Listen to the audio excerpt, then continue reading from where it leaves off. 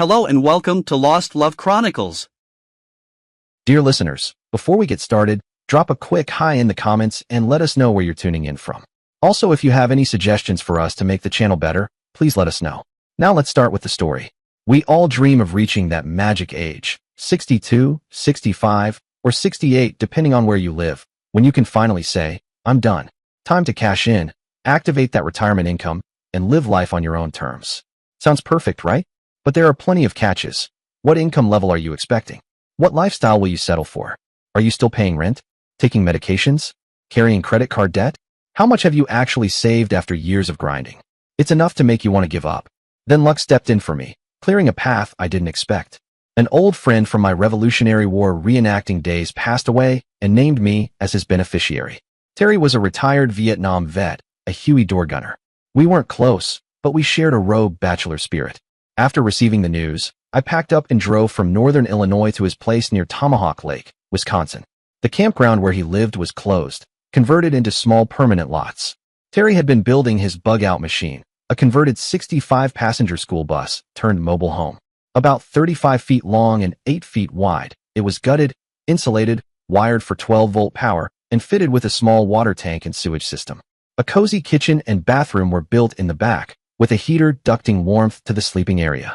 The kitchen featured a propane stove, ample cabinets, and a deep sink under a mirrored medicine chest. I planned to add screens and fans for ventilation. The bathroom had a waterless toilet draining to a black water tank and a small showerhead. Everything was fiberglass and sealed to contain water, though there was no hot water heater. A pressurized water tank served the whole bus. Floor-to-ceiling shelves filled the middle for supplies. Behind the driver's seat was a futon, table, and chairs, with closets and bookshelves separating the spaces. Curtains divided the living, sleeping, and storage areas. It was a clever setup, though the engine needed a rebuild. I arranged to have the bus towed, the engine rebuilt, brakes replaced, suspension reinforced, and a full safety check done. I added a small diesel supercharger to boost power. Meanwhile, I put my place up for sale. It took months, but finally a buyer came, and after some tough negotiating, the deal was sealed. Terry had stocked up on essentials: 5-gallon buckets of flour, rice, sugar, canned goods, peanut butter, and jelly. I moved everything into the bus with a ramp and handcart. Digging through his old gear, I found flintlocks, shotguns, linen, sheepskins, wool blankets, lanterns, beeswax candles, and tarps. But the I'll find was hidden in a storage box where the box springs should have been: 72 Krugerrands, an M1 Garand rifle, a .45 caliber pistol, a stainless steel crossbow with quarrels, 10 pounds of black powder, bricks of C4 explosives, detonators, a hand-crank demolitions generator, combat boots, a ghillie suit, and a bug-out backpack. Jesus, the boy had taste, and a belief in victory through superior firepower. I figured that he designed in a cache for the bus and started looking for it. After climbing under the thing, I identified a 2 and 1 to 2 foot wide by 6 foot long by 2 and 1 to 2 foot deep box attached next to the drive shaft. I found a removable floor section at the bottom of one of the storage shelves to get to it. I put it to use with the stuff from old Terry's stash. I left the boots; they wouldn't fit me anyway. On review, I decided that the bus holdout was way too easy to find from underneath. If I could find it, so could a border agent. I scoped out the chassis and identified 4 places that were empty from below, and sawed holes in the outside metal shell about 18 inches high and 2 feet wide in each place. I had some heavy sealed fiberglass boxes made to fit the holes, and had 1-inch iron straps attached to the frame and run across the bottom of the bus in 6 places and back up to the frame on the other side to support everything. Then a body shop cleaned up my cuts and put lockable hinge doors over each hole. Terry had missed a couple of tricks that I knew about from living in a travel trailer over a few summers. One bay was set up to hold several batteries, and a low-voltage cutout was installed. I didn't want to drain the master battery when parked, running any air conditioning or some such, then not be able to start the motor. I stashed a hand-operated water pump in one bay with some water hose with which to fill up the water tank, along with a medium-sized Honda generator and a collapsible dump hose to empty the black water sewage tank without getting it everywhere in another bay. The last bay got a grill, charcoal, a small table, and a comfortable chair. I intended on grilling a lot and didn't fancy dragging the nasty thing in and out the door, much less smelling it all the time when stored. I had to make the box for the generator over twice as big as the others so that it would fit standing up. I still thought that the stash was a little obvious. I glued 8 blocks around the edges of the stash container along with a line of them down the middle. The body shop I worked with made me a false floor thick enough to beat on and feel like the real bottom. The weapons, gold, ammunition, explosives kit, and gunpowder went into the hidden bottom compartment. The top compartment got the pack, coats, boots, and canvas. An air conditioner for the sleeping driving area sounded like a good idea, so I had one put in. The kitchen and bathroom got draft fans. With that much amperage available, I decided to splurge on a 12-volt refrigerator freezer as well. The kitchen was still set up to cook over one propane burner on top of a 20-gallon refillable tank. My oven was a Coleman camp oven. I'd build something better when I thought of it. It was time to leave. I drove my pickup to a used car lot and sold it for $700 and a ride back to the campsite. I looked around at the pines for a while. Terry had a good thing here. Too bad it was colder than a well digger's, but come winter. I took a final look around inside and out, made sure the water tank was full and the dipstick red full, turned the key and headed back to Illinois to strip my old place of anything worth keeping. On the way back, I stopped at a Wisconsin-based discount supermarket called Woodman's to stock up on cooking oil, ghee, raisins, dried fruit, bleach and vinegar, as well as the usual suspects. Once in Illinois, I raided a different discount supermarket, Aldi's, for more stuff. I had about $12,000 left from the estate and $46,000 in my savings. I could depend on $1,200 or so from the Fed per month and about $800 a month from IMRF Illinois Teachers Retirement Fund. I had a passport and a decent command of Spanish. I could read a newspaper and hold a conversation. I decided to head south of the Pecos to make the money last. I opened an account with Bancomer, transferred my money there, and designated that account as my direct deposit instrument with everyone I could. They had representation in Mexico, Central and South America. I got a debit card and low-limit credit card. I bought vehicle insurance on the bus. Buses are designed to protect kids. The passenger cabin is well above the collision zone for most vehicular accidents. My rates were pretty good. I rated my apartment for stored canned goods, clothes, a suitcase for good clothes, my stereo, computers, flat-screen monitor TV, external storage drive, CDs, DVDs, bug-out kit, rifles, shotgun, pistols, good knives, medic kits, and all the other little shit you really don't want to lose. Some special stuff, like my favorite pots and pans, all the baggies, a crock pot, my cookbooks, a big sheepskin rug, and such I made sure to grab first so as not to run out of space. The 110-volt stuff ran off of heavy contractor's extension cords and a converter. I own a Sony FP2010 AM/FM/SW radio that can pull in a fart from France if I'm patient with it.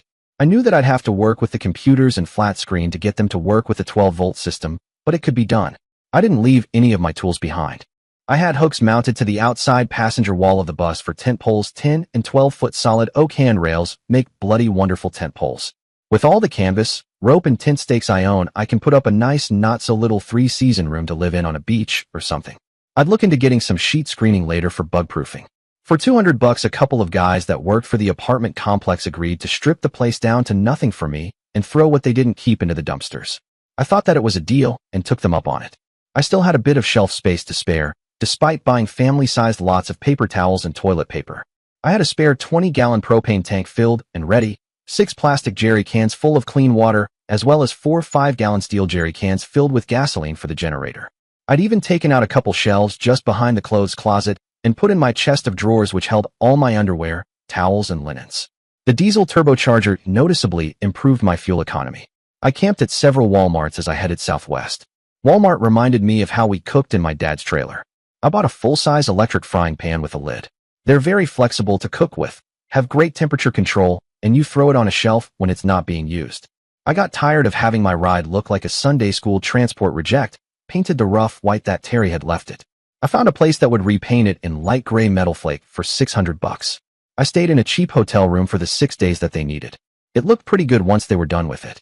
I had them paint the roof in white gloss enamel to reflect the sunlight to aid in keeping the interior cool in hot climates. Cheaper to heat than to cool. Before hitting Denver, I looked at the Front Range looming in front of me. Considering what mountains did to fuel consumption, a detour to the south seemed prudent. I traveled through Kansas and into Oklahoma.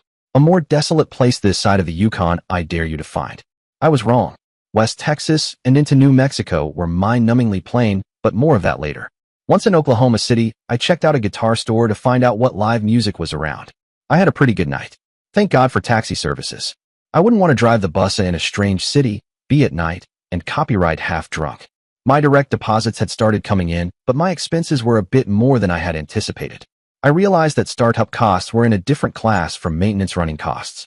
However, I'd have to really restrict my spending from here on. I kept a close eye on my cash flow, which was becoming alarming. Despite the addition of the supercharger, the bus's appetite for diesel fuel was prodigious. Day by day, I became more depressed, convinced that my retirement may be forced to end before it had really begun. I fretted, stewed, and second-guessed myself into a funk. I didn't want to spend my declining years in a flea-bitten trailer park eating Chef Boyardee ravioli out of a can. I was in Norman, Oklahoma, sipping whiskey at a bar when I realized that I'd have to get money the old-fashioned way, steal it. I even had precedent. This was Bonnie and Clyde territory. I wondered what kind of job I could pull off with C4 blasting caps. Disposable cell phones were cheap and anonymous commodities, really. They could be found at gas stations, mini-marts, and narcotic stores. Add a plastic box and some tape, and voila, instant bomb. A quarter block should take out anything reasonable, like a transformer feeding a bank. I'd want to cut the phone data line too. I spent some time thinking through the operation and made notes. I'd need a cutout so that my bus wouldn't be linked to the theft. A nice big distraction would be wonderful, perhaps blowing the neighborhood step-down transformer instead of the bank's power feed would do it. It would delocalize the attack as well. I set about acquiring a police band scanner, a cell phone jammer, and a lock-picking gun. The military pay cycle kicked off either on the 1st or the 15th of the month. Lawton was just down the road and had a nice, big army base adjoining the town. I had a week and a half until the 1st of October hit. Mailboxes, etc. got me a place to receive my somewhat illegal purchases. I scoped out a U-Haul place that had small cube trucks, hopefully one that I could hijack. I'd need something to hold the packs of bills together as I left with them, and then some method to transport and keep the end product. I settled on twine, saran wrap, and banker's boxes. The latter somehow seemed fitting. I bought several dollar phones and rigged the speaker leads on my demonstrator phone to one of the blasting caps so as to find out if the phone's power was enough to set it off. One little bang out in the countryside later confirmed that it was. I set about charging the phones. I set aside 2 bricks to take out the transformer and a 2/4 bricks to take out a secure door and the phone data feed to the building. The big day rolled around. I washed my hands in easy-off oven cleaner until they were slippery and a bit sore to get rid of my fingerprints. Washed up, then took a taxi to a block away from the U-Haul place. I paid in cash. After it grew dark, I broke into the business with the lock-pick gun, found a key that matched one of the vans, and left locking the building door behind me. The van started right up. I changed clothes into something more anonymous.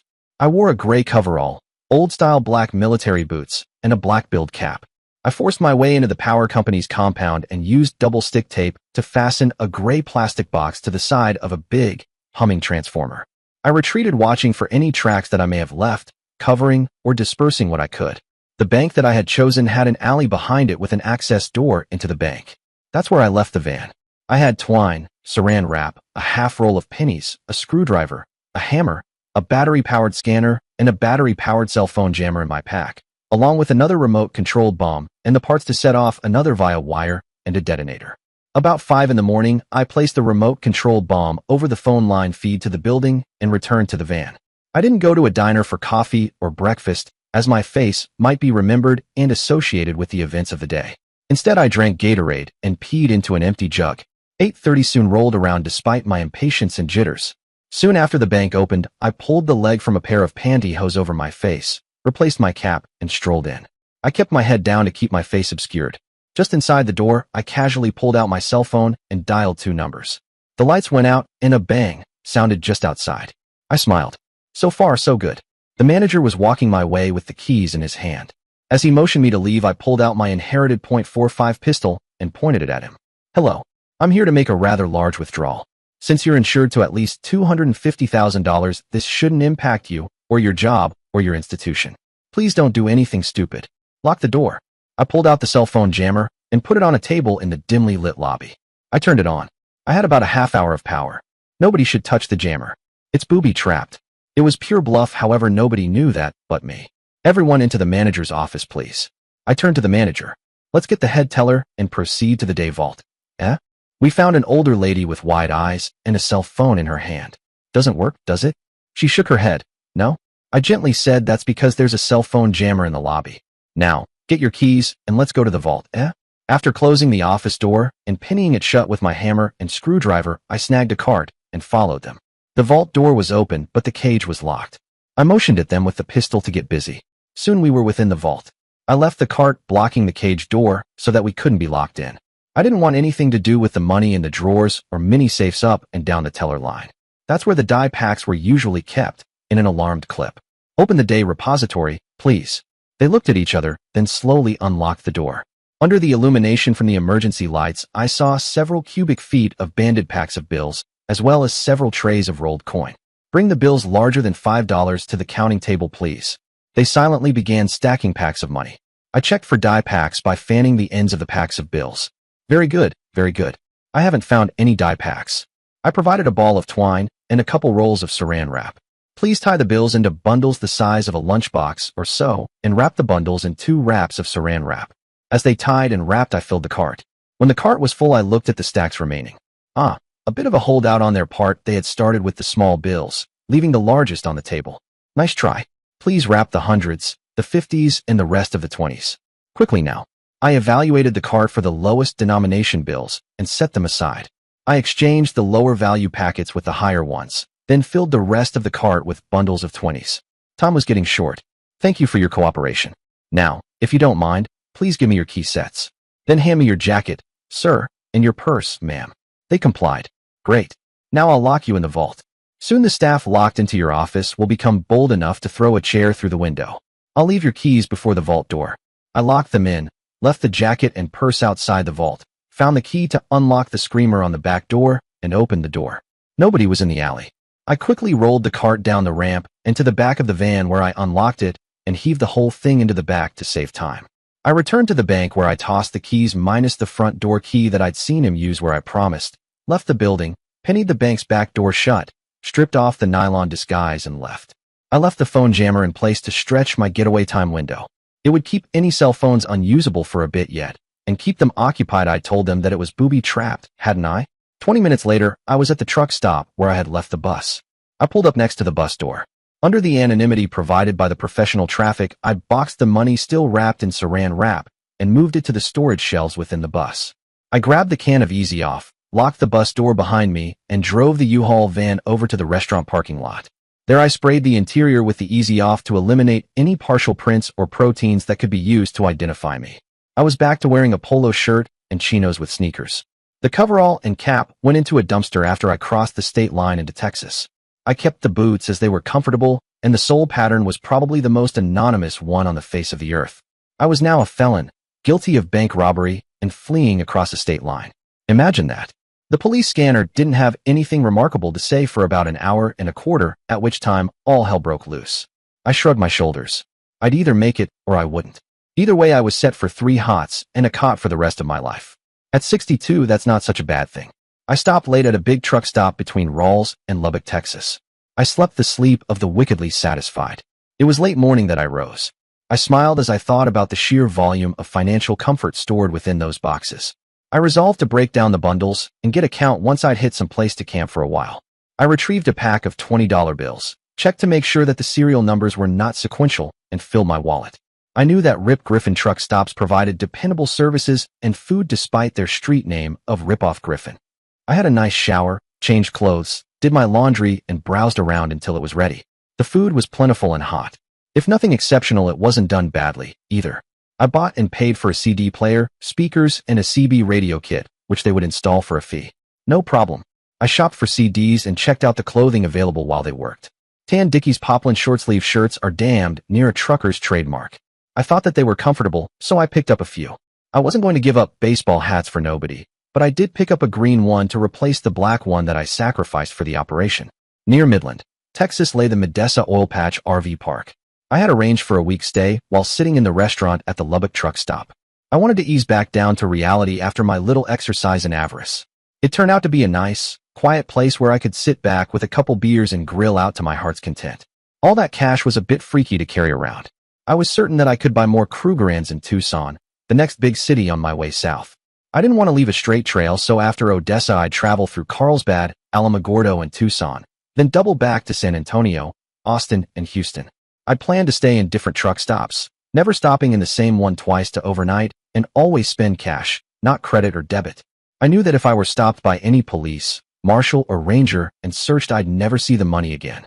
They'd automatically assume that any large quantity of cash was illegal and confiscate it on general principles, the rat scumsuckers. I buried all the bills larger than a 20 in the hideout with the firearms and explosives. I had to adjust the contents several times to get the false floor to fit, and had to remove the flintlocks as well. Shall I describe the false floor? It was made of a heavy wire mesh fiberglass composite about 1 to 2 inch thick. Nuts and bolts came up through it, as if it were bolted to the underframe. A piece of rod with a nut half-threaded on it served as a handle to pick it up when threaded on one of the bolts in the false floor. Neat, eh? Settling the thing in was a fingerbuster, though. I counted my ill-gotten gains. I counted 800,000 in hundreds, 80 packs, 660,000 in 50s, 120 packs, 540,000 in 20s, 270 packs, and 53,000 in 10s, 53 packs, totaling $1,853,000 in US dollars. Jesus.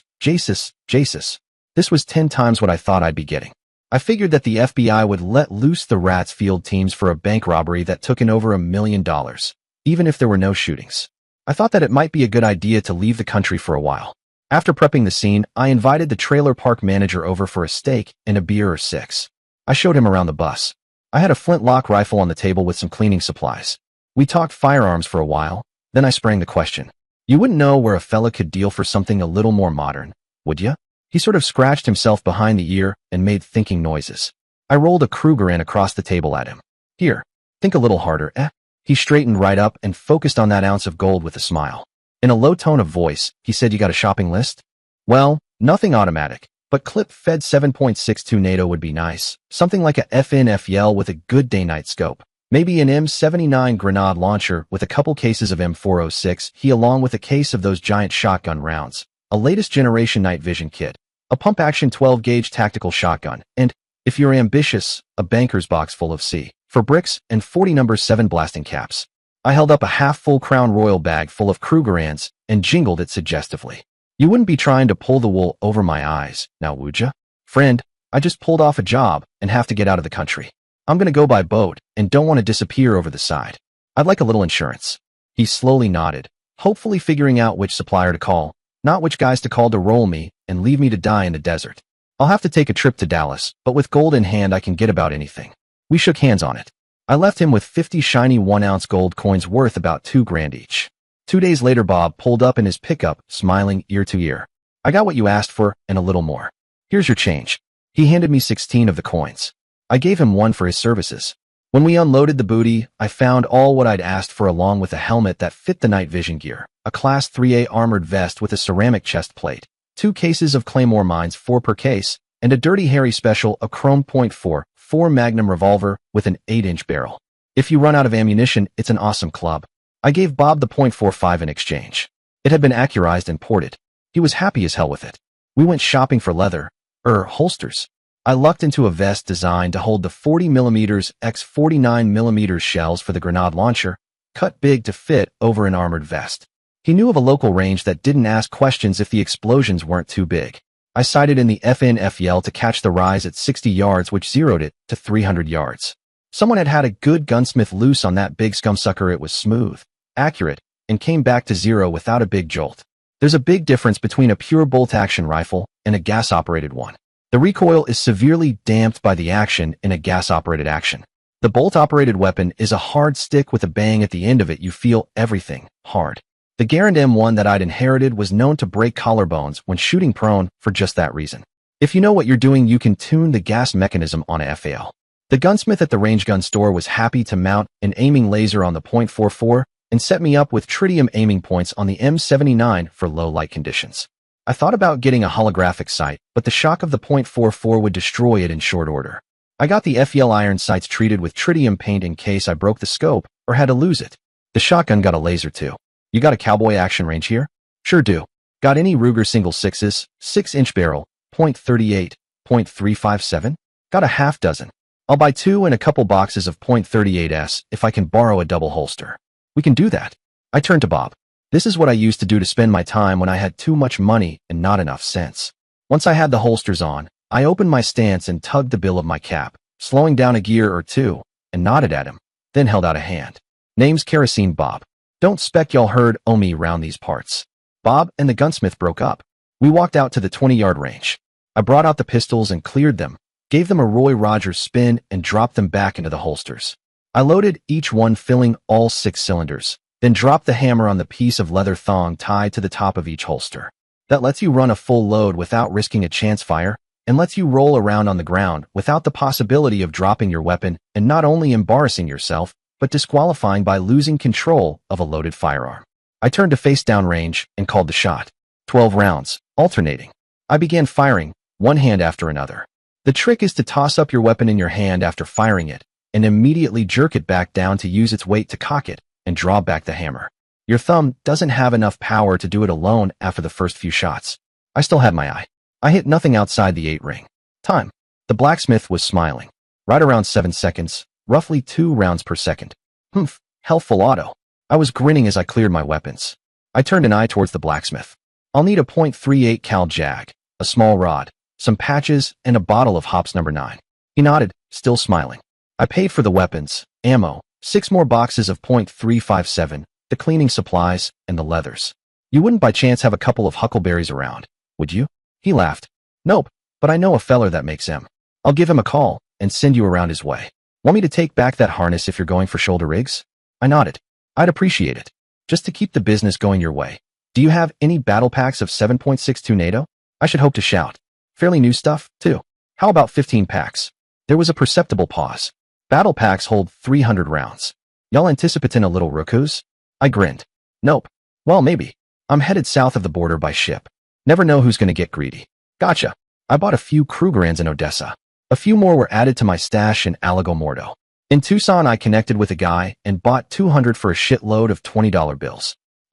200 Krugerrands at $2,000 per bills out at $400,000. At 100 bills per strap, that's 200 packs. I bought books, CDs, and DVD movies like a spendthrift. I knew that I wouldn't have such a selection available once I left the States. I had a blender and a little mixer thing called a bullet. I lashed onto a good stand mixer and bought into some more flour, baker's sugar, dehydrated egg, corn oil, and bulk packets of yeast. The yeast went into the freezer. I said, what the hell, and bought a tortilla press and 20 pounds of masa fine cornmeal. I paid a Mexican lady to spend a couple of days teaching me how to cook what she learned from her mama. It was an eye-opener, let me tell you. I got my revenge, though. I cooked German potato pancakes, veal schnitzel with mushroom gravy, and a Dobrosch torte for her. 16 layers, chocolate cake alternating with ganache and chocolate buttercream frosting. We later turned to such endeavors as barbecued goat and how to make grandmama's tamales. I liked to die fat and happy, but I had places to be and things to do, so I called an end to that pleasant interlude. I found that ganche was available in commercial 5-gallon buckets as a baker's supply. I bought it, vanilla glazed base and lemon filling in buckets. It was the best quality that I could find. I couldn't afford the space for a 6-foot by 4-foot maple baker's table, but I sufficed with a 3-foot by 3-foot drop-down maple sheet with 3 raised edges. You need a backplane to work with dough as it tries to go everywhere, and once you turn out your loaves to proof they need space to rise. I learned to make raised donuts, Bismarcks, cinnamon rolls, turnovers, brownies, and cookies in my little galley kitchen. My hands remembered how to work the dough and cook off the product from my days in a bakery back in the 80s. I had a little trouble working without a proofing oven. I didn't have a professional glazing table at hand, but I made do with a bain-marie, a sieve, and a rim tray, then cooling racks. Smelling a freshly cooked flat of Bismarcks or tasting the first glaze-wet donut hole are things that make baking worth doing for a living. I contacted the Chilean embassy in Houston to get the wheels in motion to obtain a visa. Since I wasn't asking for a work permit, things went a bit easier than they could have.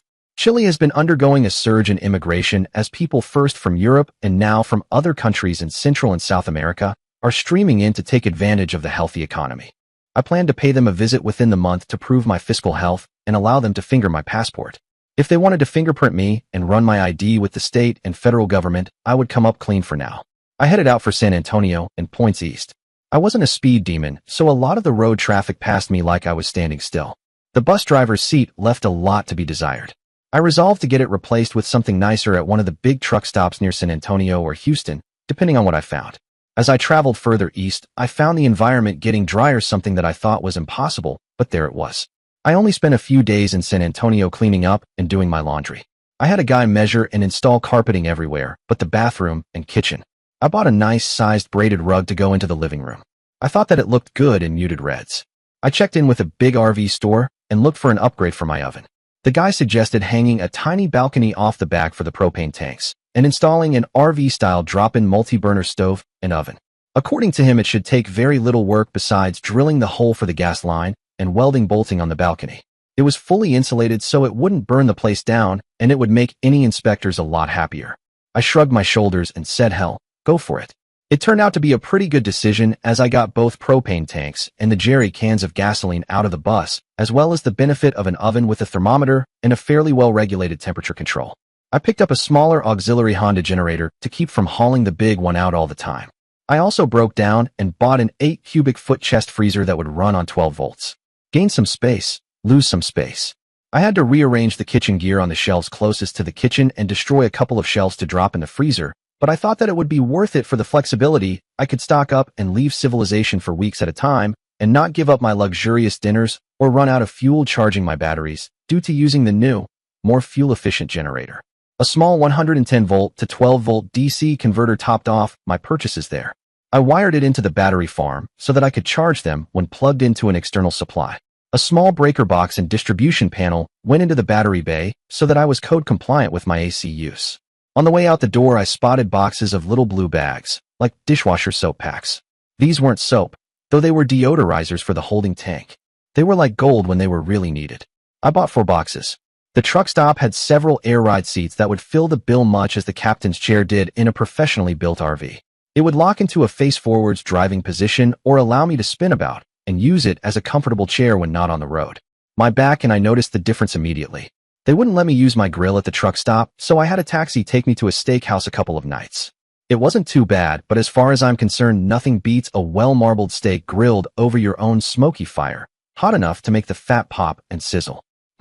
With those thoughts in mind, I found a butcher shop willing to cut, wrap and pre-freeze some top-quality steaks and roasts to fill most of my freezer. I paid for second-day pickup and left there a happy man. Before I left, I checked the internet and called around Houston to find a trailer camp that accepted reservations and hopefully met my reservations. The web offerings were such a confusing mess that I took a lesson from my camping experiences in Wisconsin. I looked for anything that the state either ran or a place that had earned the state's blessings. I found an acceptable place called Bay RV Park southeast of Houston City Center by about 35 miles. It was in a smaller town called Dickinson. It was a bit of a sunstroke acres, but it had concrete pads, was well laid out, and very clean. I parked there and arranged for a rental car to pick me up. I visited the Chilean embassy and received my tourist visa, hit a couple of museums, the Galleria and the USS Lexington Monument, a 1940s-era aircraft carrier that had survived World War II and had been turned into a museum. It was nicknamed the Blue Ghost and had an interesting history. Since Chile was known for its cool, wet climate in the south, even though it boasted the driest desert in the world way up north, I bought a decent hat and an oilskin slicker with a zip-out liner. The Puerto Montt area was known to be one of the largest salmon fisheries in the world, second only to Norway. They shipped live and fresh, iced salmon around the world on a daily basis. Yum! Seared salmon on the grill, steamed salmon with a lemon dill sauce, dried salmon flakes with rice and onion, the list goes on and on. I could get into this. I knew that I didn't know enough to contract for moving me and my ride to Chile. I didn't even know the class of ship that I should be looking for. The internet gave me a contact for the Port of Houston Authority. They put me in touch with someone that could answer my questions. How long would the trip last? Could I get power to the bus during the trip? Could I get access to water and a way to get rid of my sewage? Could I stay on the bus during the trip? Answer: anything could be had for enough money. That answered that. I needed to bring the bus up to standard in the electrical and safety departments. I had a commercial louvered fan put in over the old permanent window just above the stove. I had an electrician integrate the outside supply cutover switch generator with the battery farm, up and down power converters, put in 4 110-volt AC outlets near the desk and entertainment console just over the battery bay, and install a 12-volt disconnect switch for all internal power other than that provided by the engine. I bought and installed a couple of fire extinguishers and fire blankets for the front and rear of the bus, then ran the whole shebang past an inspector. The only thing that I got gigged for was a lack of ventilation for the battery bay. Not bad. I put in a louvered vent panel and called it a job well done. I took a look at the place with an eye towards securing everything for high seas. I put some sliding cage doors on the shelving and a locking bar on the front of the dresser. I fastened down the futon bed and table, put covers over the bookshelves and entertainment system, and fastened my flat-screen monitor to the wall. I'd been running off of my laptop all this time and wanted my 2 big systems up and running off of 12 volts. I found a 12-volt drop-in power supply for my HP quad-core, but the shuttle power supply was engineered for the box. I settled on using the 110-volt AC from the power inverter for that. The flat screen's power brick put out 12 volts DC, so a simple wiring harness worked there. The amplifier and CD-DVD player again needed the power inverter's aid. I investigated whether or not my 110-volt to 12-volt inverter would be able to cope with a 220-volt feed. A simple slide switch would take care of matters once I reached my destination. I had to add a 220 to 110 transformer to convert the external power feed running into the breaker box, then into the AC outlets. It was mid-November. I screwed my will to the sticking point. I signed the contract to leave in 2 weeks, topped up my stores, emptied and flushed the holding tank, flushed and filled the water tank, and got the propane cylinders topped up. I even filled my charcoal reserves for the grill. If you use a chimney, you don't need lighter fluid, just a little newspaper. It saves on drenching your fuel with a stinky hydrocarbon mix. With everything ready to go, I left my bus in a guarded storage yard, checked into a motel for a while, and basically screwed off until it was time to load and travel.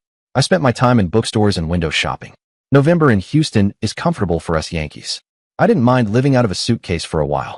I saw one guy in a nice brown leather vest with Indian head nickels for snaps. I asked him where he got it, and proceeded to buy one of my own. I took in some live jazz at a couple of local bars. I was too old for the local college kids to pay any attention to me. I was just a wall fixture that drank beer. Soon it was the big day. I drove the bus onto a giant pallet, got strapped down and hoisted up and over the rail to my home for the next 4 weeks or so aboard a cargo ship. I connected the offered AC adapter to the bus and settled into hopefully a nice boring sea journey. I was out of contact with the rest of the world save the crew, and they could give a shit. It was liberating. Each day after I rose, I cleaned my pits and crotch, applied deodorant, brushed teeth, and dressed. After a breakfast of toast and tea, I cleaned up the kitchen. Is it a galley when it's floating? Nah. Cleaned the place up a bit and either read or watched a movie. Every week, I vacuumed the rugs and changed bed linens. Dirty linens and clothing got stuffed into a garbage bag for later cleaning. I thought about dropping a line overboard to fish, but the ship's second mate told me that there weren't many fish to be had in the shipping corridors, probably because of the diesel exhaust gases dissolved in the water. I imitated the crew and used buckets of seawater to bathe on deck and sluiced what remained overboard, then sponged off with drinkable water. That was a weekly ritual. Traveling through the Panama Canal was an experience which I'll never forget. The thing is ancient in non-European terms and works perfectly. I'm mused on the fact that modern shipbuilders restricted the beam of their vessels to comply with the width requirements of the canal, just as English canal boat builders had to restrict the beam of their vessels to comply with the much older, narrower constraints of the British canal system. One day I was bored silly and got a wild hair up my butt. I sawed loose a square section of the top step leading into the bus. I bolted 1-inch wide angle iron in place on all 4 sides to give the door something to rest against, and put in a couple of hinges at the back so that it made a trap door. Next I bent some flat strap iron into a U-shape big enough to hold a 1-inch pipe, and bent flanges to either side to bolt it in place. Another piece of strap iron was secured across the top 1 to 3 of the kickboard. I drilled out a hole in the strap iron just big enough to accommodate the pipe, and bolted the whole mess to the inside of the trap. Next I took the pipe and a cap, greased the threads, and drilled a small hole in the exact center of the back of the cap. I had to fuss a bit to get the pipe into the harness, but I got it bent into shape. I drilled a matching hole in the strap behind the pipe cap and mounted a 12-volt solenoid there. I wired it to a push button on the dash and gave it a test. Whack! Good solenoid. I unwired everything and filed the moving bar of the solenoid small enough to pass through the hole in the strap iron and the hole in the pipe cap. Finally, I drilled a hole using the strap iron fastened to the kickboard as a template to go through the face of the kickboard itself. If you followed along carefully, you may have figured out that I just installed a shotgun surprise for anyone entering the bus, say with a firearm in their hand and a bad attitude. It was a one-shot and a bit difficult to reload, but it would do the job when needed the most. It would be awfully hard to miss with it. I put a shiny decorative clip-on cap over the hole, cleaned up all the drill shavings, and called it a job well done. Finally, the entrance to the protected waters that held Puerto Montt was in view. I didn't know about the crew, but I was excited. We had a fairly narrow path to follow to avoid trashing any fish farms. Once we hit the dock, it was a matter of passing through immigration and inspection. Let me tell you, I was as nervous as a cat in a room full of rocking chairs during that inspection. I looked out at the sea and thought cold thoughts. God was with me that day. I passed with no problems. I advertised with a local newspaper as to any locals near the water willing to put up with a long-term vacationing gringo. The following week was no pleasure as I had to arbitrate and pay for a place to stay on a day-to-day basis. Finally, a few responses came in from the newspaper ad. Of the 6 respondents, I selected a place that offered AC power and access to a small gravel beach. I drove down to the site, looked around, and paid for a year's rent. Great. I had a place to stay. The sea was at my door, and nobody would bug me unless it were life or death. The Gruillo family had a dock and ran fishing boats out each morning. I bought a small fishing boat and day fished for dinner when I felt like it. For me, it was a diversion. For them, it was their living. I bought a big barbecue, a steel 55-gallon drum cut in half, and put on angle iron feet, with an expanded mesh charcoal wood platform and a similarly made cooking surface, only built with a set of sturdy hinges down the middle to aid in refueling midway through cooking the larger animals, such as a pig or a quarter of beef. I invited the family, all 26 of them, over for dinner every Saturday evening. It was either fish, pig, goat, chicken, or beef on the grill, along with a gallon of coleslaw. The wives brought rice dishes, fruit, bread, and desserts. It was kind of like what I envisioned my retirement to be. Occasionally, I'd run a batch of thin-sliced salmon or beef through the smoker and make jerked fish or beef. Salmon jerky is nothing to turn your nose up at. I bought an LCD projector and put up a canvas screen. Every Saturday night after dinner, I showed a movie.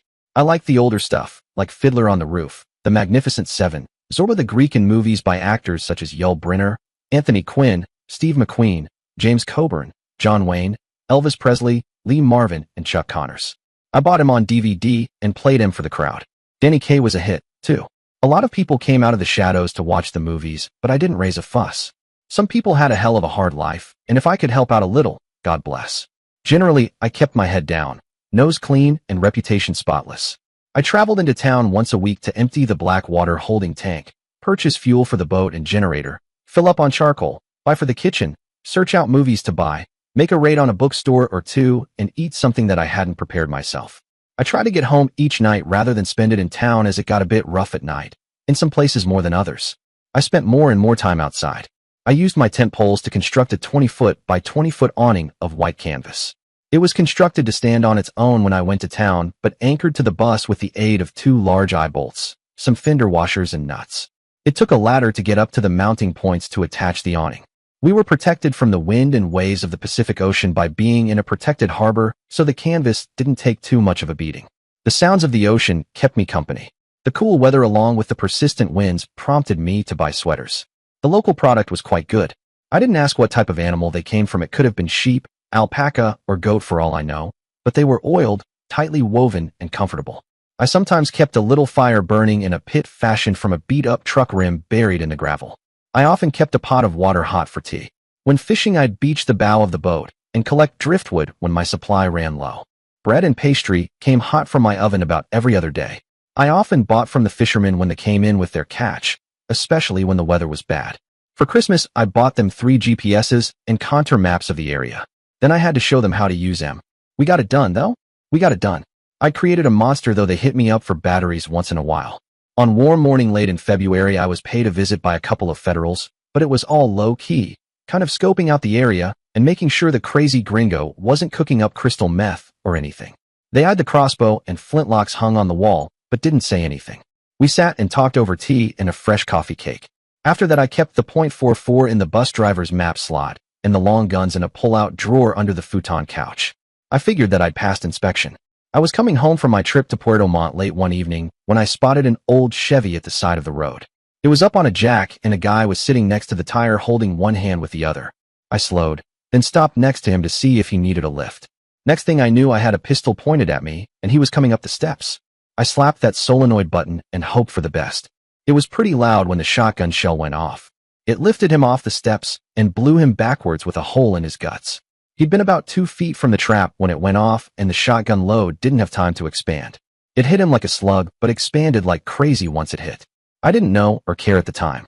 I was busy blindly fishing out that big .44 hogleg revolver while I crouched down looking for another midnight businessman. After a few very long minutes, I closed the door, sheathed the pistol, and drove off, leaving the body where it lay in the dark. I don't usually drink, but after I parked the bus, I decided that a water glass of ice, bourbon, and water were just what I needed to calm the shakes. After I had put down the alcohol, I retrieved a replacement shotgun shell and reloaded the salesman's surprise. I finished the job by snapping a nickel-plated cap over the hole, courtesy of my plumbing tools bag. I opened a couple of windows and turned on the fan to get rid of the faint stench of cordite. By morning, the smell had vanished.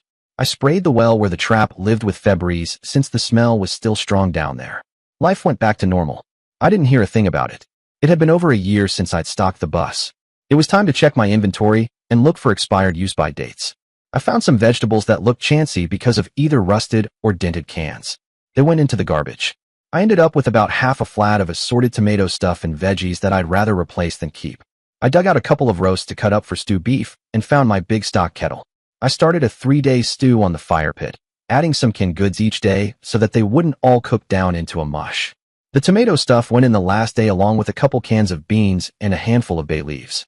All in all, I had about 16 gallons of stew for 28 people, me included. They were used to fish stews, so the beef was unusual to them. They liked it well enough, though. All in all, I'd been living quite frugally. My bank account was actually growing from my retirement deposits. I kept most of my money in Krugerrands. Historically, gold has a higher natural rate of return than any other legal, non-risky investment if you ignore flukes such as stock splits and the Hunt brothers' silver market escapade. I was getting itchy feet. I liked the country but felt both confined and vulnerable living alone on the bus. Hell, I had over 1 million reasons to do it over. I sat there in my recliner looking over the ocean thinking over how other people in roughly my situation had done it. I spotted a diesel ship motoring up the coast and smiled. I had my answer. I inhaled deeply, catching the smell of the seaweed and wood smoke. Yeah, I could live with that smell long term. All right, let's think about this before diving in. On the plus side, I'm a decent plumber and electrician. I know my way around a diesel engine. I've got enough cash to get it done without trying for a loan. I don't get seasick. A ship has great security, it's hard to sneak up on a ship. On the minus side, I don't have a captain's ticket and hiring anyone to be a captain would hit me for over $40,000 a year, depending on the person and our contract. My income isn't much and diesel fuel isn't cheap. Ships the size of the bus can burn 5 to 7 gallons per hour at cruise. Ships need insurance and periodic maintenance on the hull and engines. Also, I'm getting up there in age and working full days doing maintenance isn't my idea of retirement. Zinc's anodes have to be replaced regularly so that they disintegrate and the rest of the ship doesn't do to seawater. What about cutting it down the middle? If I found a retired captain that wanted to get back on the water and screw around a little, maybe we could work a deal. If I bought a small cargo vessel with a boom crane instead of investing in a rich man's diversion, we could haul a little freight around the small islands and island homes in the Caribbean, sort of a tramp steamer gig. 2 retirement incomes plus a little freight haulage should keep a couple of people in diesel fuel and grub. It was worth a try. I read through the ship listings until my eyes bled. I found a vessel that, if I could pull it off, would give me a wonderful opportunity. If it fell through, then I'd lose it all. Shake the dice, Toby. Shake the dice. Screw it. Do it. I found that Peru had the highest value of gold at that time, at $2,265 per ounce. I took about half the gold with me. I booked a flight to Lima with a single, very heavy carry-on. I returned with $1,467,400 US in hundreds. I took a flight to Mexico City where my bank had its foundation branch. I put all but $20,000 in my account. Next stop, Long Beach, California. I paid cash well, certified check for a Coast Guard Fisheries Patrol vessel 179 feet long, 31 feet wide, and 188 registered tons. I received a packet of certifications that filled a briefcase. The thing just had a midlife refurbishment a few years before. I paid $650,000 for it to steal. After settling up, I paid the next couple of months' wharf fees, found a hotel, and started sending out Craigslist and newspaper ads advertising for retired marine engineers, cooks, captains, and mates. I included a picture of the Jameson née Lady Chibucto so they'd know what they were getting into. I actually got responses. Emilia had been a captain on a naval dry cargo and ammunition ship over 10 times the size of the Jameson. We shook hands on a share of the ship. She immediately registered for the captaincy course with the Coast Guard to get her civilian papers. She said that the course was a gimme, and she'd see me in a couple of months. She was 51. Carl had been a ship's cook on a big 160-passenger ferry and was burned out. After he saw the kitchen, he said, "With a kitchen like this, cooking for a dozen is just enough to keep my hand in. Count me in." He was 44. Henry caressed the engines and smiled. That's all I needed. Henry was about 60. Jim was just out of the Navy and knew his way around a CIC. Command Information Control Station. He grew up in a family-owned restaurant and said cooking was in his blood. He wanted to be our part-time baker. Hey, if it made him happy, more better. Jim was 29. Janet was a housekeeper on a cruise ship until she got caught smoking reefer on board. Hell, I didn't care, and I doubt the rest of the crew would either.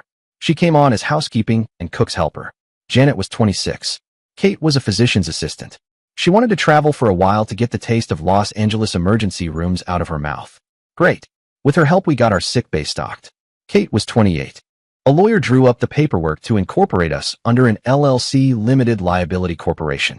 The corporation would own the vessel and pay shares to the shareholders as determined by the board of directors. The LLC would be liable for the bulk of the taxes, not us. I got busy with a marine engineering firm. We opened up the cabins to double their size without screwing up the load-bearing strength of the main deck, ripped out the mil-spec stuff, and put in decent bedroom furniture. One of the rec rooms grew and got turned into a small THX-enabled theater. I set up an account with a ship's chandler to stock the kitchen's larder, walk-in fridge, and walk-in freezer. We invested in 6 pressure washers to make it easy keeping the deck, kitchen, passageways, and heads clean. It cost about $60,000 to fill the diesel tanks. Holy shit.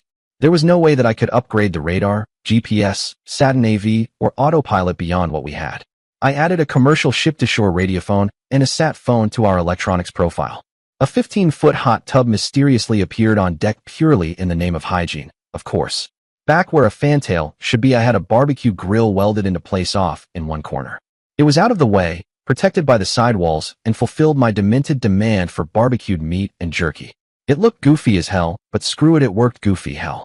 It looked redneck. The ship had a crane that covered the rear half of the deck. We had room for a few pallets as it was once we lost most of the dories, but a marine engineering firm took it one step further. We had a waterproof hatch put in and gutted the 4 smallest staterooms below the hatch for cargo space. We had 8 pallet racks welded into place that carried 4 pallets per rack. As long as they weren't filled with steel castings or something else obscenely heavy, we'd do fine. I learned to balance the load and run the crane. A small reefer box was mounted on deck to hold 1 full pallet of meat. A tiny little propane forklift moved the pallets into and out of the racks. When Amelia got back, I thought she'd shit little green Martians. But after a tour of the changes and a meet and greet with the rest of the crew, she was all smiles. Since she'd been in the business of supply while in the military, she took it in hand to design a ship's chandlery inventory and resupply document. Hell, it was a system. I borrowed her textbooks and got busy reading to be her captain understudy. We settled on a monthly first Monday morning breakfast and ship's business meeting. We agreed on a ship's account and funding. 5 of us had pensions and paid them into the ship's account. That gave us over $8,000 a month operating budget. Rather than take the ship down to Chile to get my stuff, I flew down, sold the bus virtually as is, gave my boat to my hosts, packed a half container with all my cooking gear, tools, safe supplies, electronics, DVDs, and ordnance. I had the meat from the freezer packed in dry ice. I then had it shipped to Long Beach. It damn near beat me back, and I flew first class. I wanted to arm the crew well enough to repel boarders. We had a fire control system built into the ship, but I didn't know what we'd need to integrate that with a weapons platform. I took 100 Krugerrands with me on a trip to Midland, Texas. I had a good old boy that I wanted to deal with. Once on the ground, I hired a Ford cargo van with no rear windows. I drove up to Bob's place with a smile on my face and larceny in my heart. I knocked on his door and stood back a bit so as not to spook the man. "Hey Bob, you out of the rack yet?" I heard what must have been profanity coming out of the prefab house, but the insulation kept me from making it out. Soon the door opened and Bob peered out at me. Jesus, you'd think we were getting raided by the feds from all the ruckus. "Who the hell is it?" "Bob, it's me, Toby. Remember the golden boy?" I shook a little bag of gold coins to remind him. He brightened up and grinned. "Hell yeah. Good to see you, gang. Come on in."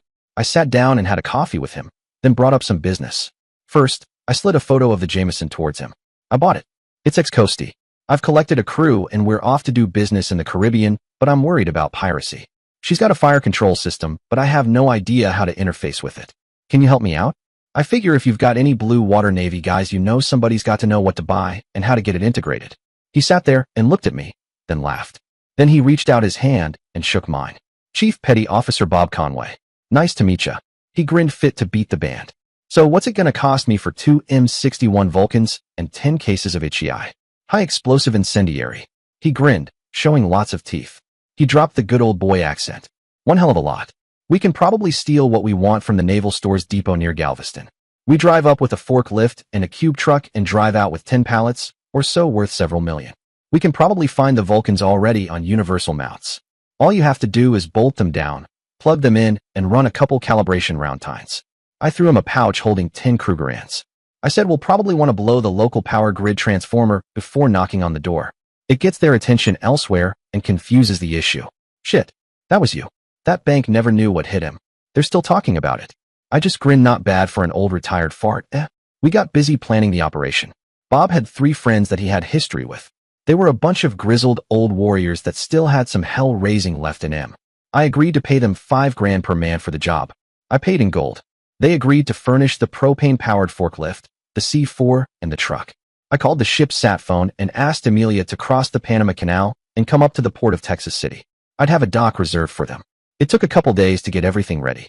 I then made a couple of cell phone-activated bombs under the interested eyes of our team. We had a 12-volt battery and a big searchlight fastened to the forklift so that we could find the right pallets. A gas welding rig with big tanks and a cell phone-operated detonator was rolled into the huge dry stores building, and the valves were opened. The fuel-air explosive took out most of the building, bringing base personnel running from all directions. Then the lights went out when the transformer blew. Nobody noticed us breaking into the secured stores building and carting off all that the semi would hold. I got my Vulcans and 20 cases of HEI ammo, the biggest mortar that I could find, along with a couple cases of rounds, a half-dozen 50-calorie snipers rifles, and a pallet of high-tech night vision gear. The other half of the semi-load was stuff that the guys wanted: miniguns, 7.62 ammo, combat weapons, explosives, you name it. We sedately cruised out of there, breaking nary a law. That semi sat there in plain sight with all that loot for 4 days before the Jameson came into port. Just for the hell of it, I made off with a 7.62 caliber minigun on a tripod mount along with a couple cans of belted rounds. Okay, Bob. Now let's finish what I'm after.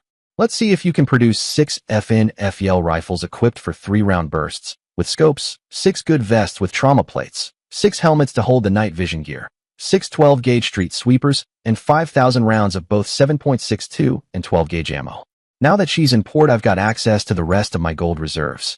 How much do you need? He sat and figured a bit, then made a phone call. 12 coins. I can have it here in 3 days. Meanwhile, the guys probably want to mount the Vulcans to see if they still remember the tricks. You've got a nice crane there. That'll make it a lot easier than it could be. I've seen one of those things installed with a pallet jack. I retrieved the gold and handed it over with a handshake. Same deal. You get a coin for greasing the wheels. He grinned. Deal. I got the black water tanks pumped and flushed, the water tank flushed and filled, the diesel tanks refilled, and the bills paid. Carl took care of ship's chandler duties with Amelia's tables. Henry got a CNC machine, a MIG welder, a big metal lathe, and a shitload of stock. Bob's team swore a blue streak, but smoothly got the Vulcans mounted and the ammo pods loaded with 1,000 rounds each. I was glad that the barbecue was mounted below the guardrail, or the first test firing would have blown the hell out of it. I'd be pissed without my barbecue. Jim grinned like crazy when the ready lights came up in the CIC for the Vulcans. He typed in a few lines, and we waited, and the lights came up green. Successful integration. When Bob got back with his load of ordnance, I called an impromptu meeting. I know that you've all seen the big rotary cannons that we've just installed. They're designed to work with the ship's radar in an integrated fire control system. For personal defense, I asked Bob to get us some other toys. I led them to the arms locker. Here we have a heavy rifle for each of you, top-of-the-line night vision gear, shotguns, and military-grade bulletproof vests.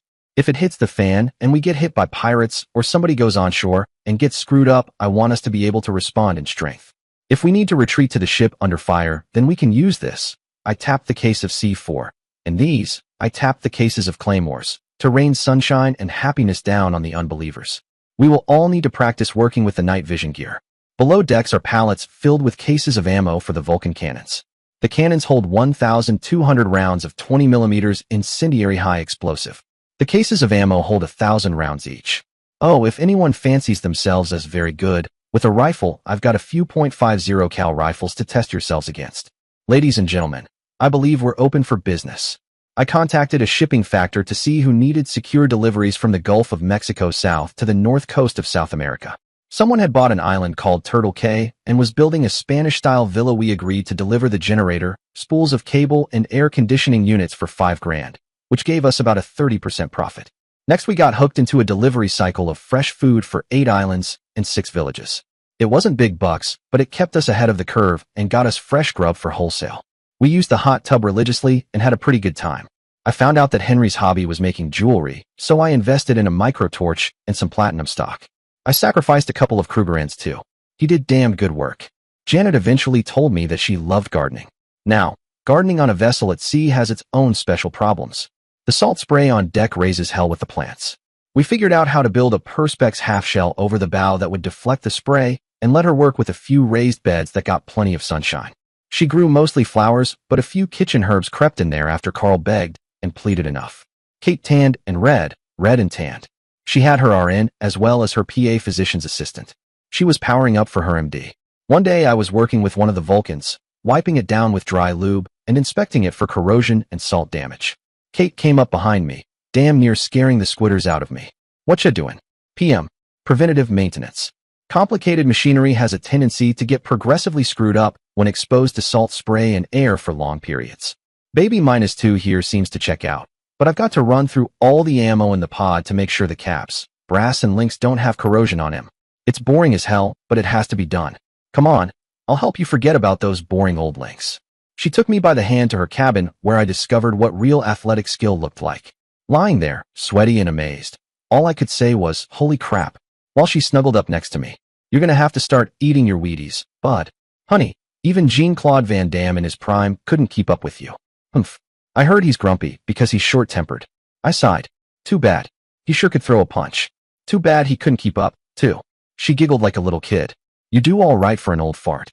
"Old fart. I may not be able to chase you around the park, but I'll outplay you like a quarterback once I get going." She hugged me and said, "You sure did, champ," then settled in for a nap. I guess that's a compliment. For an old fart. Sigh. I eventually learned how to sub for Jim at the CIC console.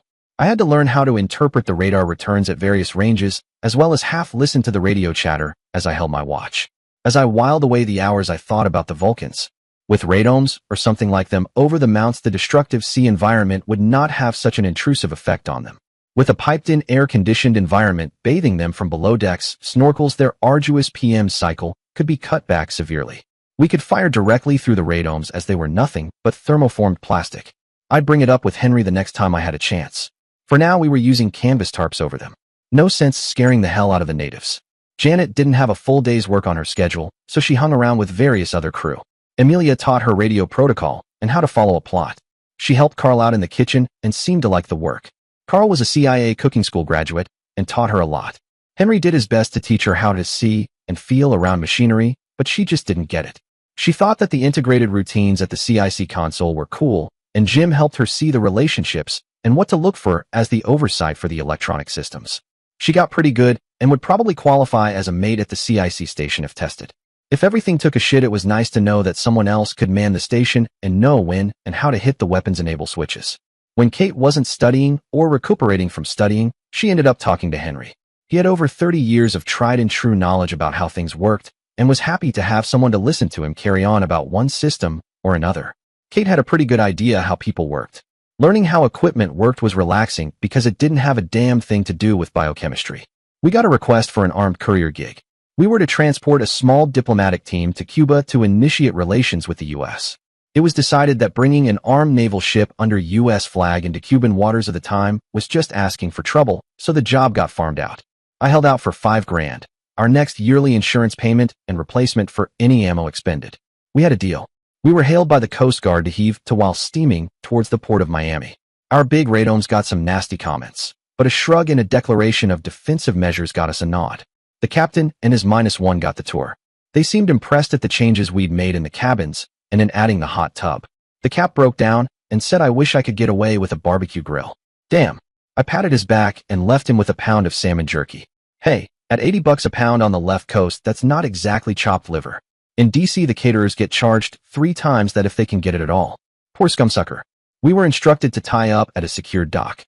Our 4 guests came aboard with specific instructions.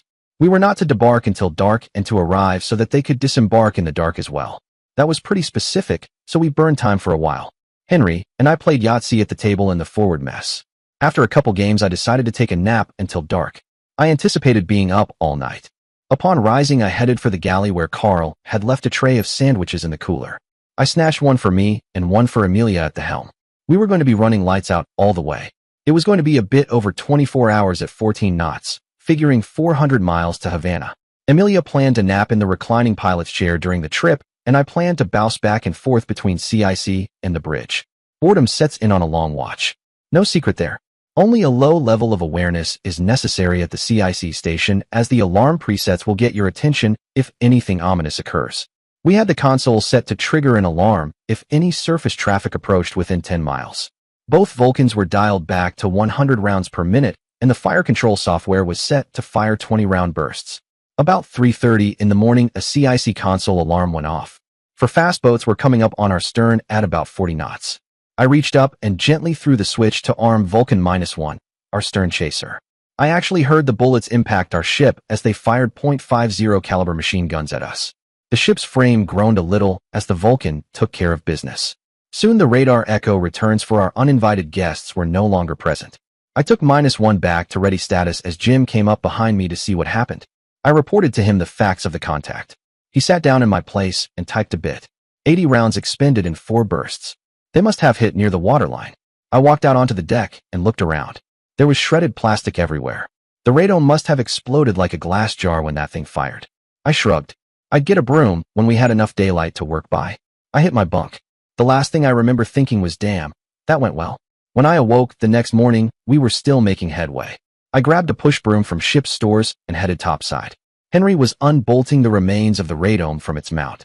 I started sweeping the shards to the scuppers at the edge of the deck. We'd use a pressure washer later to get what I missed. After breakfast, another roast beef sandwich hot this time. I locked out the power to Vulcan -1, got the cleaning kit and scrubbed out and dry lubed the barrels. A whisk broom took care of the plastic shards in the cannon's mount, and a pressure washing of the rear deck removed the rest of the evidence. I unlocked the Vulcan's control system, put away the cleaning gear, and headed up to the bridge to relieve Amelia. She slugged me on the shoulder. I about filled my drawers this morning when that thing cut loose. Warn a girl next time, will you? I gave her a light hug and said I'll see what Jim knows about setting up a telltale or a repeater for the approach alerts and arming switches up here. I'll bet it looked cool though, like bats in flight. She was just coming on duty when we pulled into Havana Harbor. I figured that they'd want a clandestine meeting kept low-key, so I headed to the military dock where we tied up. There were soldiers with AK-47s everywhere. The lead suit signed off on our contract and headed ashore with his team. A limo with tinted glass waited for him. We set sail for our home bunkerage, the port of St. Petersburg, Florida. We had leased a building that had our least used spares stockpiled along with half our Vulcan ammo. We kept a full-sized propane pallet truck there to handle the freight and bring it down to the dock. We needed the room in the pallet racks for merchandise. A new radome came out of stores and got bolted in place. We picked up a cargo of fresh meat, fruits and vegetables, then steamed for our first scheduled port of call. It was back to business as usual. The Jameson, former Coast Guard Fisheries Patrol vessel. MFG 1966, LOA 179, foot beam, 31, draft 10 feet 9 inches, depth 15. Range 8,500 miles. Speed 15 knots. Sea trials at 14.7 knots. Fuel consumption approximate 55 gallons per hour, 2 engines, 1 generator. Class 3 ice-breaking capabilities. Midlife complete refit 1988. Asbestos free. 2x12 80 HP FM engines. 3x215K Caterpillar generators 60 cycle. Recent ultrasound of hull, clean. Gross tons 751. Registered tons 188. 16 single cabins, 6 with private BRW shower. 3 double cabins. Exceptional galley stainless steel, day fridge, walk-in cooler, walk-in freezer, Vulcan ranges. 2 messes. 2 recreational areas. 2 offices. Laundry. Stainless steel bakery pantry. Large wool house with separate large radio chart room. Complete refit from hull and engines outward in 88. Look it up, MMS 502. 55 meters of icebreaker, 3, capable ship. We resumed our scheduled route of green goods delivery with nary a bobble, but now we had a rep as a badass ship. I didn't say anything at the bar I frequented while on shore, but I heard enough to realize that our little encounter had witnesses which had no problem talking about it. We received a few more bids for armed transport jobs, but they weren't the bulk of our contracted work. We had contracted with a big chandler to add delivery service for selected offerings. We were doing land office business. Busier than hell. About a month after we'd completed our diplomatic courier job, a case of 1,000 rounds of 20mm HEI showed up at our dock. I thought that it was nice of them to send us a full case, and I certainly wasn't going to turn up my nose at the opportunity. Those cases of ammo were expensive. To add flexibility to our operation, I polled the crew about buying a 36-foot cigarette cutter that our crane could handle. I found a fast son of a bitch at 48 knots and mounted the little chain gun just beside the pilot's console on a pintle derived from pin, I believe. It was a heller to pilot and a lot of fun, but it drank up the fuel like a bitch. I considered it an armed response boat and had Kevlar pads mounted around the cockpit. We kept the chain gun in a locker until it was called for. The boat took up the place of the 2 half containers that we could handle on deck, but since we rarely, if ever, had a call for that stowage, we accepted the difference in capacity as a cost of doing business. Rather than hanging it from davits, we had a custom cradle constructed for it out of laminated marine plywood. We started accepting more and more contracts along the northern coast of South America. We tied up at Caracas, Venezuela to evaluate a contract servicing several islands with personnel swaps and food deliveries. It was roughly 6 times the volume that we'd been working further north in the Carib. As our captain, Emilia went ashore as our face. It was 8 hours later, and we hadn't heard from Emilia. We left Jim at CIC and headed into port in the cigarette cutter. We were armed to the teeth and had no compunction about blowing the hell out of the entire port if need be. I had a case of C4 with me on a rolling cart. I carried my M79 grenade launcher and a vest full of rounds. I was the door knocker. We spread out around the building where she had gone for her appointment. I placed 2 blocks of C4 at the entrance, backed up half a block, and blew the entry to rubble. We moved in fast and hard. A couple of guys survived our initial blast. We learned that Emilia had been taken to a narcotic lord's hacienda about 20 miles down the coast. We quickly returned to the ship before the police showed up and set sail. We stopped just offshore from the hacienda. At my request, Jim fired the remaining 920 rounds from our rear Vulcan, flattening the top of the place. All that was left was gravel and sand. We landed in the cutter and spread out. If it moved, we shot it. Room by room, we searched. We found Emilia chained to a bed, sedated and badly beaten. Kate helped get her back to the ship, where she had narcotic antagonists ready. We kept searching the villa, but didn't find the scumsucker who took her. Finally, we left, angry as hell. We returned to the ship. Using GPS coordinates, I set up my 81mm mortar and blew the hell out of the place with He and WP rounds. We left it a wasteland. Anyone in a deep bunker should have died due to oxygen depletion from the white phosphorus rounds. If I'd had nukes, I'd have used them. Be very, very thankful that I couldn't purchase tactical nuclear rounds for that mortar. That was the last time we dealt with anyone from Colombia, Venezuela in a business sense. I spent the next day caring for our rear Vulcan and reloading the ammunition pod. The mortar went back into the arms locker. The crew gave me a wide berth for a few days as they chewed over what had happened while I returned to human. We came together a little tighter as a crew after that. Emilia recovered physically, but had a hard time psychologically. I offered her a 40mm Glock as a personal sidearm. I didn't see her without it much after that. I slept with her once in a while, just to sleep and cuddle. She gradually came back to be the Emilia we all knew and feared. I corresponded with the U.S. State Department about what happened. They didn't have too much of a beef with what happened after I explained how we found Emilia. They agreed that we'd never be welcome in any port in Venezuela and offered us a number to call if we ended up in hot water again. We exchanged email addresses and sat phone numbers. It was good to have a contact. From then on, when we went on land, we carried deadman switches with pull tabs anchored to either wristlets or tied to our clothes. A screamer at the CIC console would go off if we pulled the switch.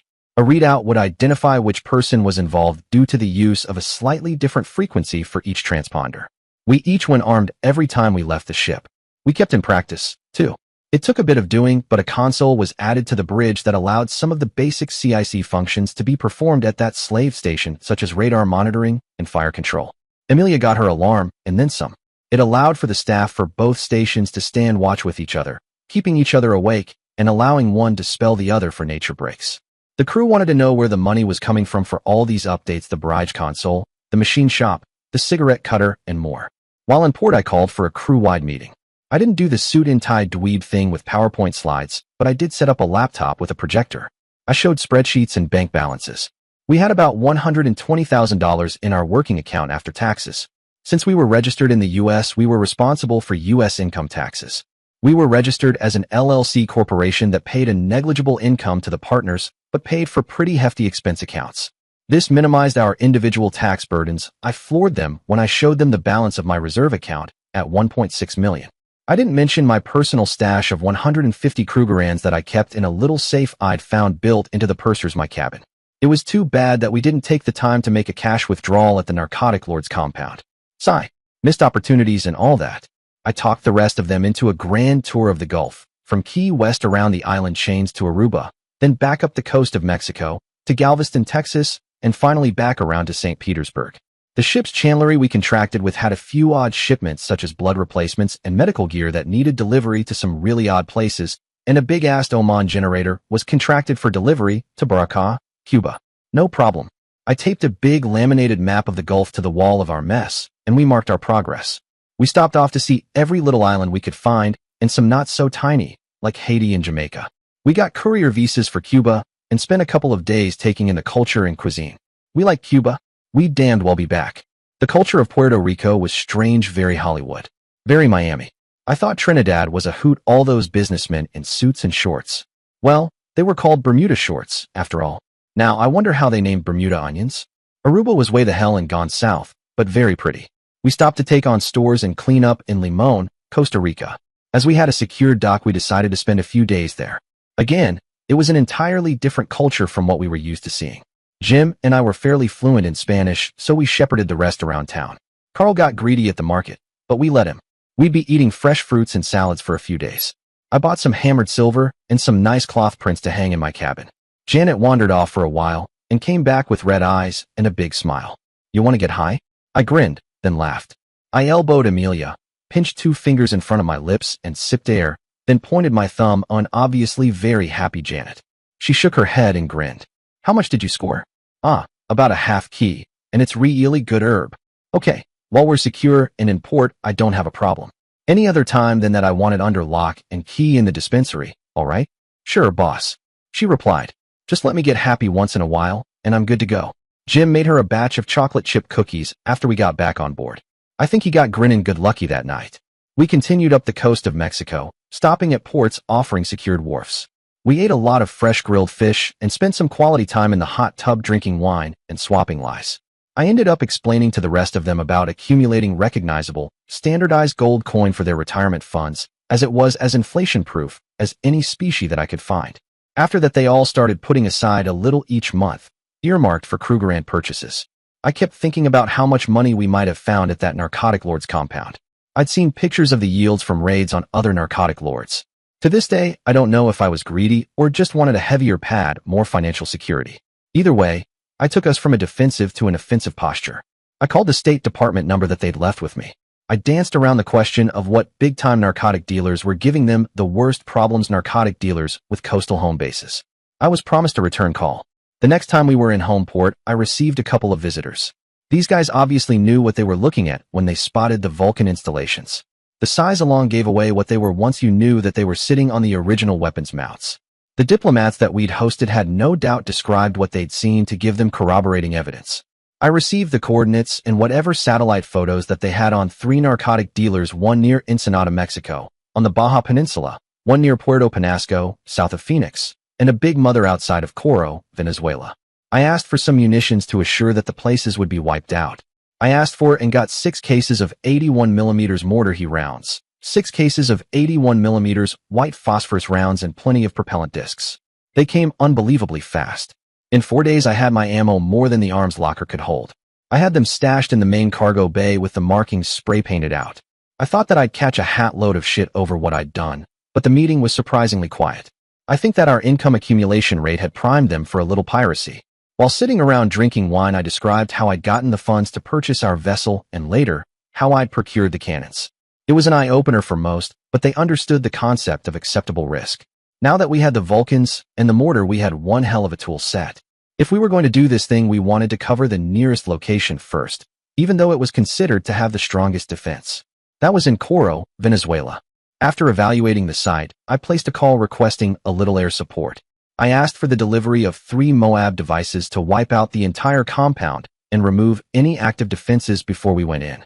A Moab is a fuel-air explosive device that detonates above the ground twice, once to vaporize, mix and spread the gaseous and atomized liquid components of the explosive out in an area, and once again to detonate said components, leveling a substantial area. It stands for Mother of All Bombs. It must have sounded like a good idea because 3 B-52s delivered their payloads just as we began station keeping off the shore of Venezuela. Our vessel, not a little day tripper of a ship, rocked from the explosions at a quarter-mile off the coast. We quickly approached the shore. As before, we employed the Vulcan cannons to raise the top of the hacienda. Many men died from the concussive shock waves of the bombs, as well as the masonry coming down about their heads. We split into 2 teams, combat and acquisition. The younger troops took on the combat role. I stayed back with the acquisition team.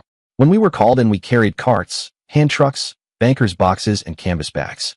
The place looked like a hell of an earthquake had hit. We searched through the rubble, finding copious amounts of narcotics, a huge stash of US dollar bills as well as euros, a respectable amount of gold in bars, as well as enough weapons and ammo to foment a revolution in any small mid-American country. We'd killed the main man when we dropped his ceiling down on him. The recovery was pretty quiet. We retrieved about 47 million in bills, about 2 million in gold, and a couple kilos of black hash. What's hashish? It's concentrated herb resin. Sometimes it's mixed with opium. It's a variant of black hash. It's guaranteed to bring a smile to your face and a blank space to your mind. We left all the cocoa products where they lay. Once we were offshore, the site was sterilized by WP rounds, burning the remaining narcotics and bodies to a crisp. We sat around the galley table and talked about what we'd done and taken in. I suggested that the gold to be split up and go directly into each of our stashes without going through government hands. That motion passed without dissent.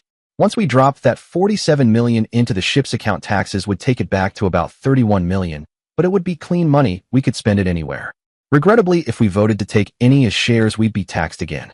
I suggested a sub rosa cash payout of 250,000 per crew member, basically using up the euros for spending offshore of the US. This vote passed, too. There we were, fat and happy. Should we take on the other two narcotic dealers? Our cost-benefit analysis said no. We had enough funds, so risking crew lives didn't make sense. I suggested a break. Once the funds were in the ship's account, why not take a trip to Europe? I did a little calculating. It would take us roughly 11 days to get to Lisbon, Portugal, and it was at less than half our range.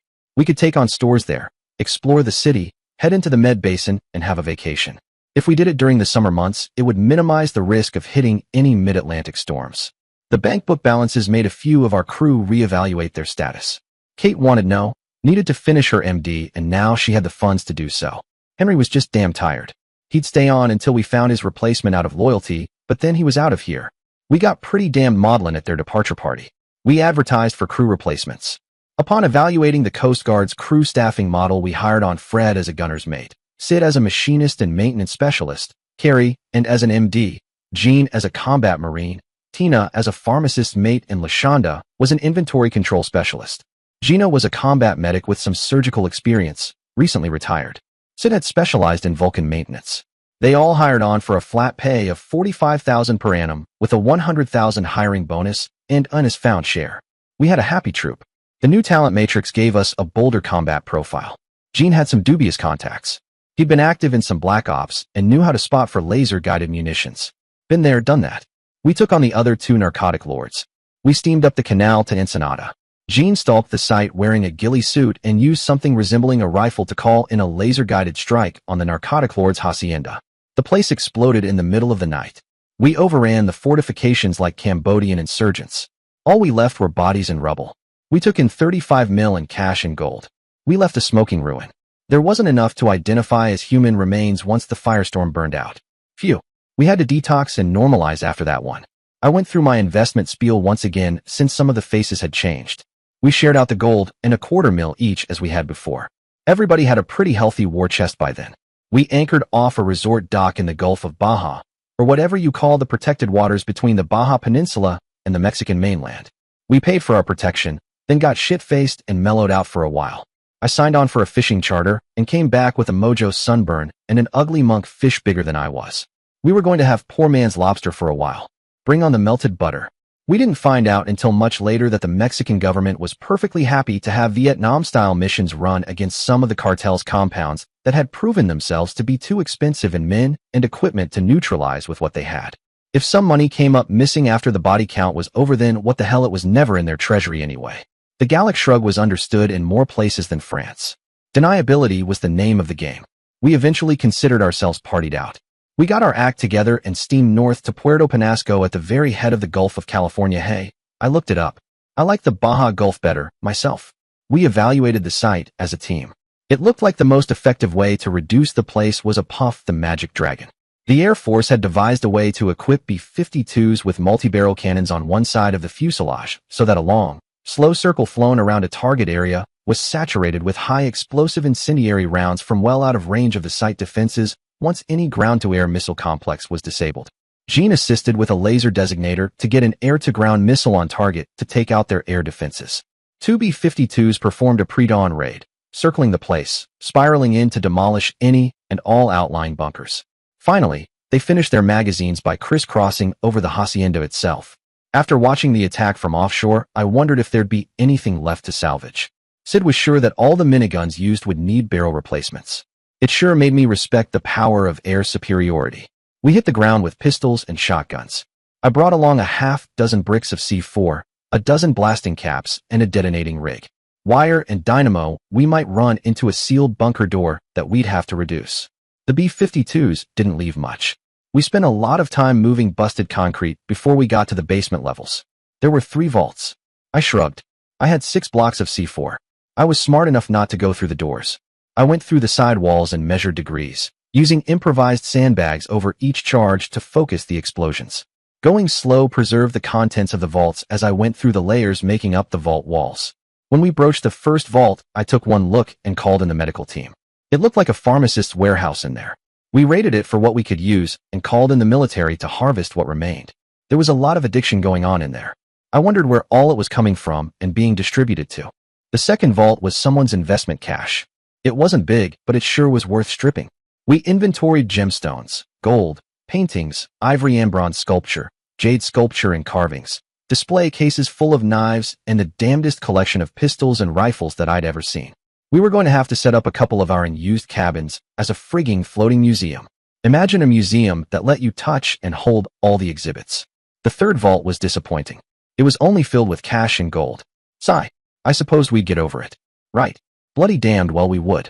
We did the traditional gold split along with $250,000 per crew member in cash.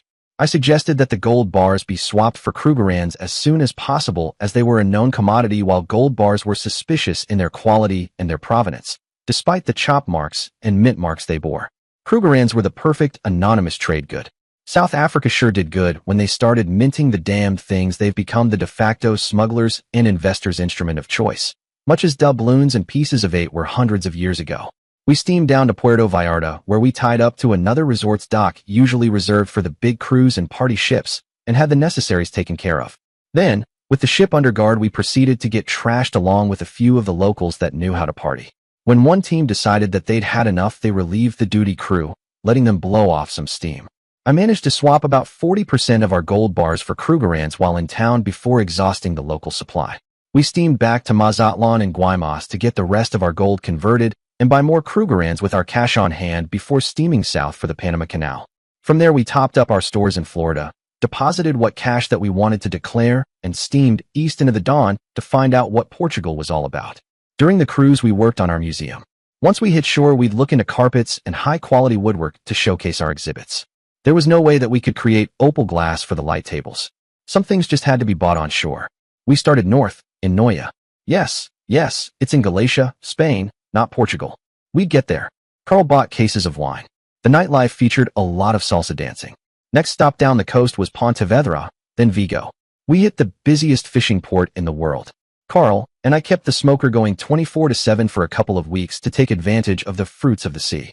Tuna, halibut, sea bass, pickerel, haddock Christ, you name it, and we could find it still flopping. I suppose the fish markets at Tokyo and San Francisco could give it a run for the money, but I was amazed. The fresh food available at the eateries in the fish market redefined fresh for me. I adored deep-fried shrimp that are perfectly plump and squeak when you bite into them. I've never enjoyed sashimi before because of the unpleasant textures, but a really fresh tuna sashimi is hard to beat. I talked it over with Carl, then rented a place full of smokers, bought a 1/4 ton of hardwood chips, hired 24 guys to operate it over 3 shifts, and bought a dozen big salmon. They were sliced thin, salted, and smoked to a leathery consistency. We flash froze the result and did it again and again and again. Hell, we could afford it. I had a commercial walk-in freezer installed on the foredeck. We filled it with over a 1/2 ton of gourmet hardwood smoked salmon. I wanted to see some of the treasures of Northern Europe: Stockholm, Copenhagen, Helsinki, St. Petersburg, Riga, and Gdansk. With flatbread, a rub of fresh garlic, a little chopped onion, a bit of butter and sour cream, and a topping of aromatic smoked salmon with a nice glass of wine, we buy our way into more places than gold ever would. The rest of the crew thought that I was batshit crazy, but went along for the ride. Let's see what the geek eats next. Well, I fooled them. The State Department was hosting a low-key event for the heads of state of the Western Baltic countries. After a quick tour of the ship, we became the site for the dress-down event of the year. We hosted the royalty of Denmark, Sweden, Norway, and Finland. It was a hell of a party. We faded them. Carl truly rose to the occasion. The beer and wine flowed. We showed a couple of first-run movies in our theater, and opened our museum for a hands-on exhibition. I apologized for the fittings, stating that we'd not had the opportunity to get a master in to design a setting fitting for such a collection. I hinted about that we'd appreciate a tour of their fine museums to get an idea of what to look for in design and elegance. Boy, I laid it on thick. They bit, hook, line, and sinker. We received invitations to visit some of the finest private residences of the Baltic states and the Norwegian peninsula. From the rich carpets to the figured ceiling work, the places exuded the scents, textures, and aesthetics of an age gone by. A photography team accompanied us as we traveled. They allowed us to hold and handle some of their treasures while being photographed by the professionals. I'm afraid that more than one of us became household names for a while. Images of us in white cotton gloves and dark leathers holding national treasures, rubbing luster into long-neglected treasures. Not to be outdone, a certain slender Russian gentleman known for his wrestling and diplomatic skills invited us to dock at St. Petersburg. Vladimir Putin enjoyed our false caviar greatly, stating that its strong, smoky flavor truly hit the target when paired with sour cream and onion. We could see that he appreciated our hands-on museum, relishing the textural contrasts of the sculpture. Once the liquor started flowing, he admitted that he believed us all to be born in the wrong time. We spent the next day tanning and drinking on the deck under the watchful eyes of the KGB. We both admired the nude figures of our ladies relaxing and tanning on the deck. Life is good. The life presents us with perfect moments. We must treasure them to remember in the bad times. True, life cannot always be good. When our health fails, it all becomes grim. He nodded and laid back to take in the sun. I had a thought. What could be done for the common man? What gives him a sense of the good times? Very little, I'm afraid. The economic upheavals have been brutal. What of tea shops? Fun tea shops across the nation under one label serve cheap meat rolls, grow the cattle and grain locally. Families come out together, people meet, maybe marry. Keep the uncultured ones read mafia out. Even military would be welcome. No, he thought for a while. Perhaps. It's a cultural thing, it may go, it may not. It's pretty culture neutral. Perhaps at a used book swap Russians read. Of such acorns great oaks may grow. He shook a finger at me. Save the platitudes for the rabbis. I looked to the heavens and rocked. So, how long has it been since you've been to temple? He hooted. I'd never seen him with a red face before. We toasted the day. Nastrovia. I always wondered what the hell does Nastrovia mean? I could see the glint in his eye as he replied, it means screw you, drink anyway. He must have been waiting ages to tell that one. I told him where I'd gotten the smoked salmon made. We left him with a smile. That smokehouse was going to get more business than it knew what to do with. Dear listeners, next part will be released soon. Please share your thoughts in the comment section below and don't forget to like, share, and subscribe.